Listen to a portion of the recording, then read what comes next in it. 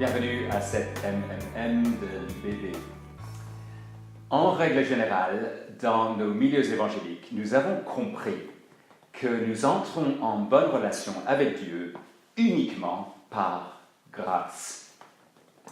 Mais comment est-ce que nous continuons? L'Épître aux Galates et le début du chapitre 3 nous permet de comprendre que nous continuons de la même façon dont nous commençons, par la grâce, par la foi, par le Christ, et non pas par nos bonnes actions. Les faux docteurs parmi les Galates tenaient ce type de discours. Roger, Manon, c'est fantastique que tu sois converti, et c'est par grâce.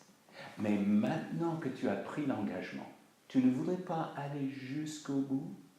Dieu s'attend à ce que tu sois sérieux, sérieuse dans ton engagement, que tu respectes sa loi quand même. Et à ce moment-là, tu sauras que tu es sur la bonne voie. La réalité, c'est que chaque jour, la seule façon de se tenir devant Dieu, c'est en s'appuyant sur la mort du Christ, le fait d'être en Christ par la foi. Je ne suis pas persuadé que nous avons toujours compris cela dans nos milieux. Parce que par nos attitudes et nos actions, nous laissons penser que le Christ ne nous suffit pas pour notre identité au jour le jour.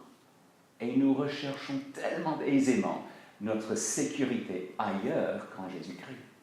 Non pas pour le fait d'être devenu chrétien, mais comme chez les Galates, pour le fait de poursuivre notre vie chrétienne et notre service chrétien. C'est ce type de cas de figure. Si je me levais demain matin en me disant « Moi, je suis forcément chrétien, approuvé par Dieu, parce que moi, je m'occupe d'un institut biblique qui place l'Évangile au centre. » Dans la perspective de l'Épître aux Galates, ça, c'est une forme d'esclavage qui empêche de connaître la joie.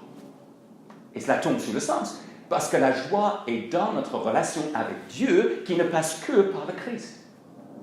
Si je suis en Christ, il m'appartient de vivre la sécurité qu'implique cette identité. Sommes-nous parfois préoccupés par ce que les autres pensent de nous? Il nous est dit que les faux docteurs qui essayaient d'influencer les Galates étaient préoccupés par la façon dont ils étaient perçus par les autres. Mais notre auditoire, c'est Dieu. Et lui constate que nous sommes en Christ. Nous allons voir la fois prochaine à quel point c'est libérateur.